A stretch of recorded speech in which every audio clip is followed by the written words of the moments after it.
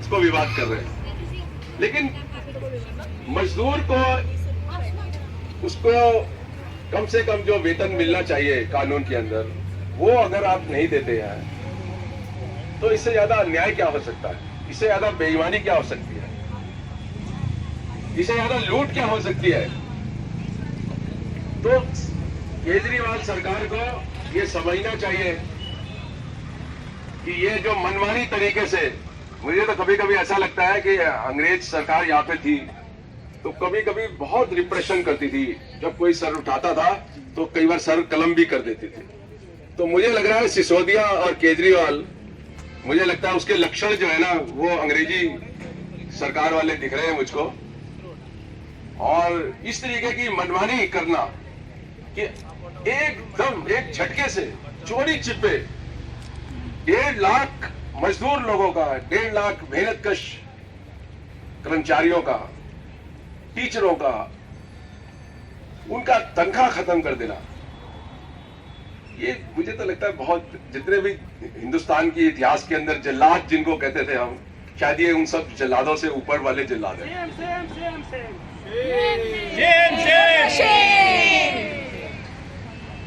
इनके दिमाग में ऐसा आ रहा है कि जो निजी स्कूल के मैनेजमेंट्स हैं, इनको पूरी खुली छूट दे दो, हर तरीके से खुली छूट दे दो। जो भी लगाम आप लोगों ने लड़ाई करके, जनता ने लड़ाई करके, अभिभावकों ने लड़ाई करके, देश के दूसरे लोगों ने लड़ाई करके पाए थे, सब हटा दो, सारे रास्ते उनके लिए खोल दो। इस तरीके की नीति है ये जनता विरोधी नीति है। जिन 42 साल में जिन लोगों को एक उम्मीद थी, एक लीगल राइट था, उसको आप ये कह के हटा रहे हैं कि कुछ स्कूलों के अंदर ये कानून लागू ही नहीं हो सकता, इसलिए कानून ही हटा दो। तो फिर तो कल ये भी होगा कि दिल्ली में 85% जो हमारे फैक्ट्रियों में काम करते हैं, दुकानों में काम करते हैं मजदूर, और जिनको मिनिमम वेज नहीं मिलता, मिनिमम वेज कानून के अंदर आज 9,178 रुपए एक अनस्किल्ड वर्कर को मिलने चाहिए, दिल्ली की 85% कर्मचारियों को वो नहीं मिलता है। आदमियों को 6,000 के करीब मिलता है, औरतों को वो भी 5,000 के करीब मिलता है औसतन। और 1 मई को केजरीवाल साहब ने कहा था, 1 मई को भाषण में, कि जो मालिक ये पैसे नहीं देगा मिनिमम वेज, इसको जेल में भेज देंगे।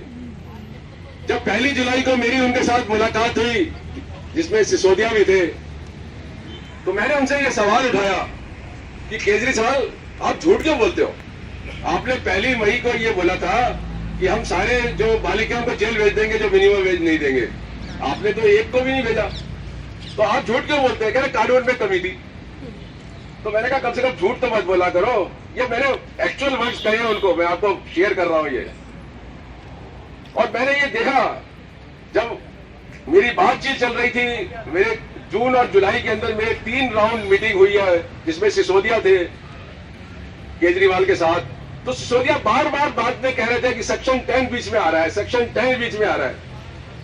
मैं आपको ईमानदारी से बताऊं, मेरे दिमाग में दूर दूर तक भी ये नहीं था कि ये लोग उस सेक्शन के साथ खिलवाड़ करेंगे, खिलवाड़ करने की हिम्मत हो पाएगी, ऐसा भी मैंने नहीं सोचा था। और जब मुझको 15 नवंबर को रात को किसी ने फोन करके बताया कि दिल्ली सरकार ने ये फैसला ले लिया है, केजरीवाल और सिसोदिया ने, कि सेक्शन 10 खत्म कर दो, मैंने रात को 2 बजे केजरीवाल को SMS किया और ये लिखा कि मुझे पता लगा, I have heard from someone that you are going to delete section 10, don't do, please don't do it, people will protest against you. बहुत बड़ी एक चेतावनी थी उसको, बहुत बड़ा इशारा था। उसको हम लोगों से बात करनी चाहिए थी, बात तो करने की दूर रही थी। सुबह एजुकेशन डिपार्टमेंट के जो लोग थे उनको बुला के उन्होंने तीन बार सिसोदिया ने डांटा, 3 बार केजरीवाल ने डांटा कि ये खबर लीक कैसे हुई।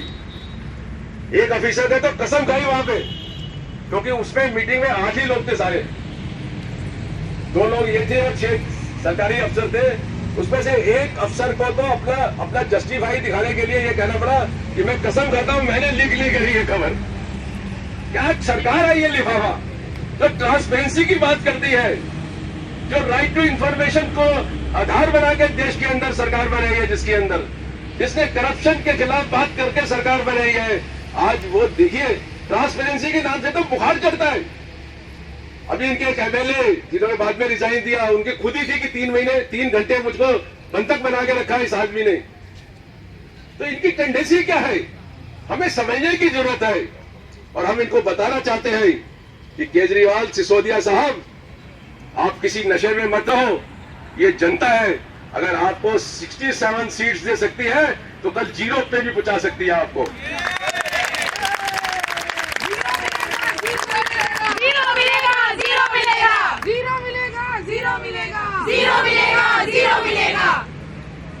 तो दोस्तों देखो, हमें बिल्कुल भी निराश नहीं होना चाहिए, क्योंकि जो हमारी मांग है वो बहुत जायज है और हम इसको किसी भी तरीके से देखने की कोशिश करते हैं। हमें एक पॉइंट भी कहीं ऐसा नहीं मिलता जो हमारे खिलाफ हो, जो ये कहे कि नहीं ऐसा नहीं होना चाहिए। और ये पूरे देश के बच्चों की मामला है, क्योंकि देखिए दिल्ली में अगर जो कुछ भी होता है, दिल्ली एक स्ट्रेटेजिक स्टेट है जहां जो भी कुछ होता है पूरे देश में नहीं पूरे दुनिया में जाता है।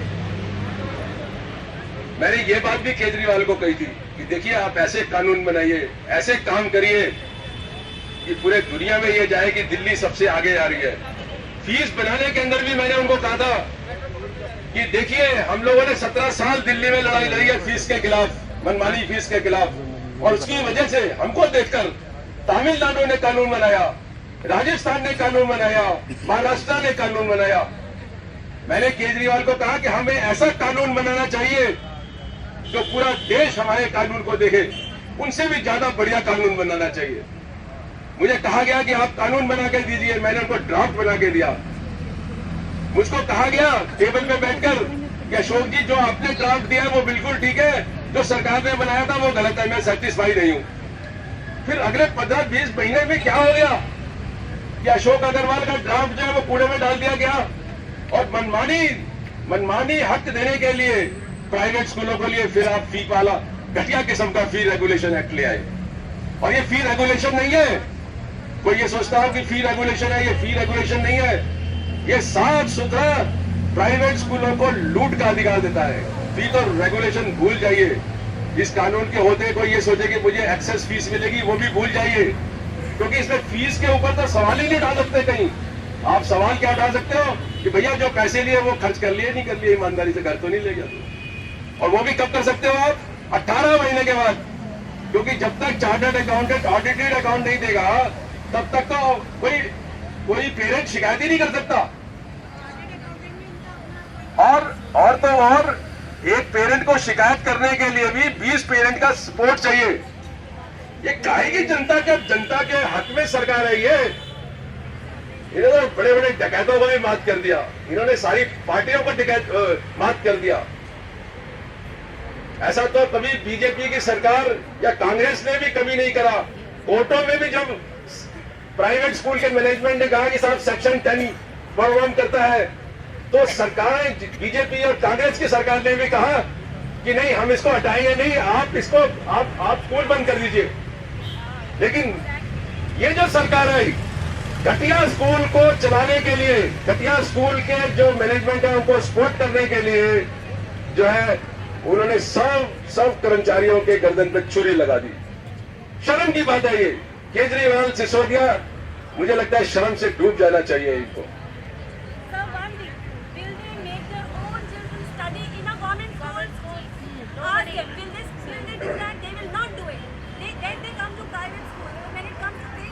नहीं ये नहीं करेंगे, ये तो कह रहे हैं ना हम नहीं करेंगे, हमारे बच्चे तो प्राइवेट स्कूल में पढ़ेंगे, अच्छे स्कूल में पढ़ेंगे।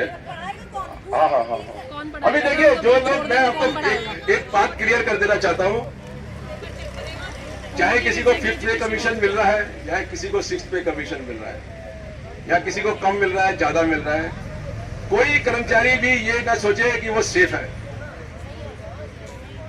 क्योंकि जो आधार था आपका लड़ाई करने का वो आधार ही उड़ गया। कल अगर कोई प्राइवेट स्कूल ये कहे कि मुझे 4 कमरे बनाने हैं, फीस मैंने बढ़ाई नहीं है और मुझे 50 लाख रुपए चाहिए 4 कमरा बनाने के लिए, तो आपके 50 लाख रुपए आपकी तनख्वाह में कम कर देंगे। और एक वकील होने के नाते, और वो भी मजदूरों का वकील होने के नाते, कर्मचारियों का वकील होने के नाते मैं आपको बताता हूं कि अदालत में लड़ने में भी आसानी नहीं रहेगी इसमें। जैसे देश में कभी इमरजेंसी लग जाती है ना, इकोनॉमिक इमरजेंसी, तो सरकारी लोगों, एयर इंडिया वालों के भी एम्प्लॉय की तनख्वाह कम कर दी।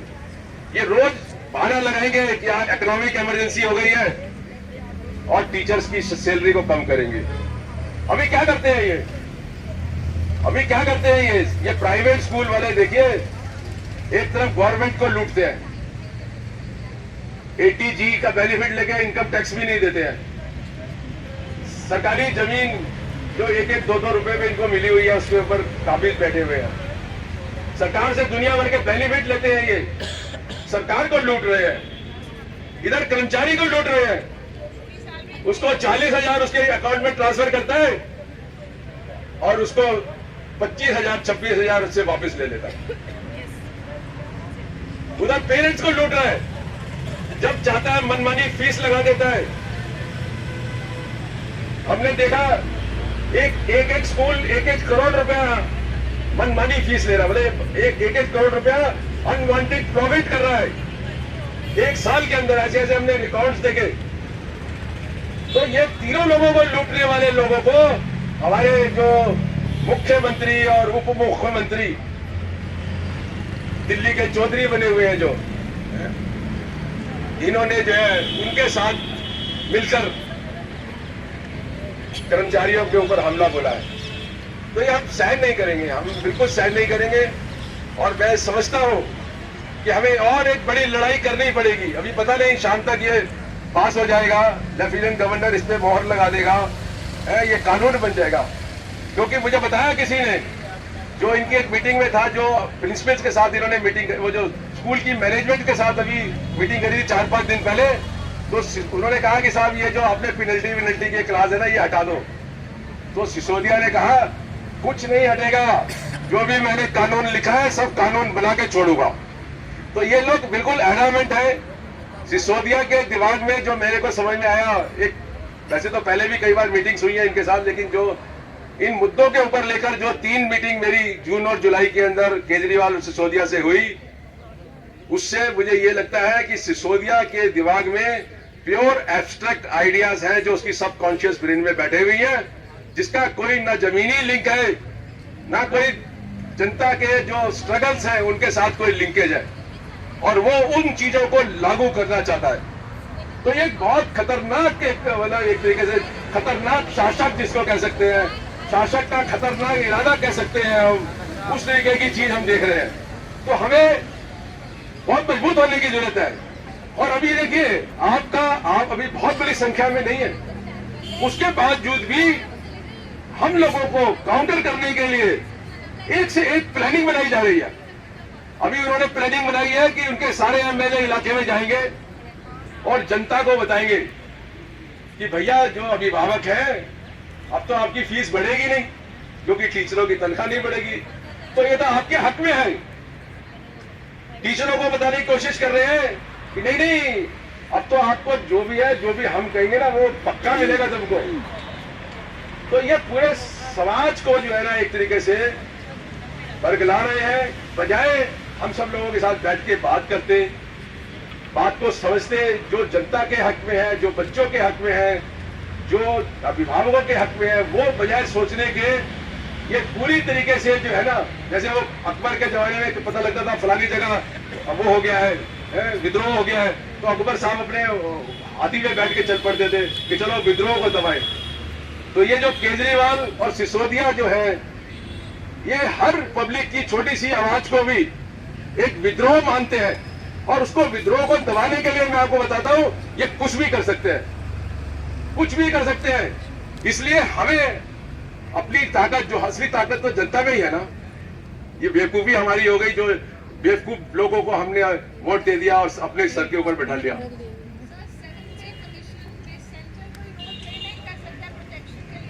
7th पे कमीशन तो भूल ही जाओ आप लोग। सेंटर का रोल नहीं पे कर सकते।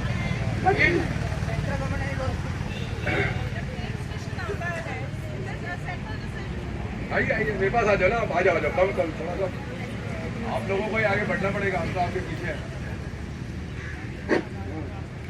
According to my understanding, जब एक पे कमीशन आता है, that's a central decision, right, from the central government.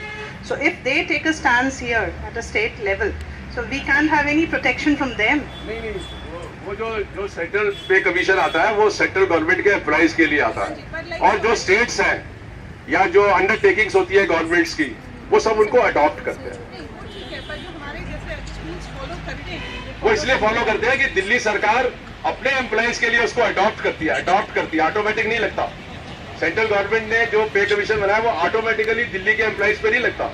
Delhi सरकार इसका रेजोल्यूशन करती है कि हम इसको अडॉप्ट करते हैं, तो उनके अपने एम्प्लॉइज पे लगता है, और उनके क्योंकि एम्प्लॉइज पे लगता है तो सेक्शन 10 का आप वो लेकर प्रोटेक्शन लेकर आप कहते हो क्योंकि आपने वहां पे इतना दिया तो मुझे दीजिए, तो ये वो सिलसिला है। और जो सेंट्रल गवर्नमेंट है ना, मेरी अजय माखन जी से ही परसों बात हुई थी शाम को, और किसी ने कहा था कि साहब, मैंने ही कहा था उनको कि भाई पार्लियामेंट के पास तो अल्टीमेट पावर है इनके सारे कानूनों को उलट पुलट करने का।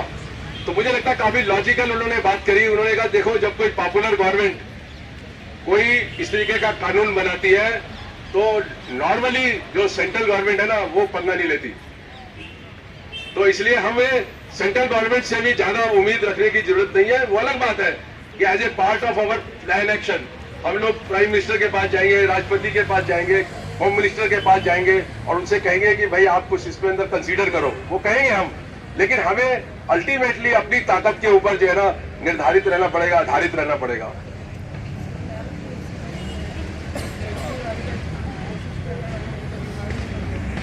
बताइए ना।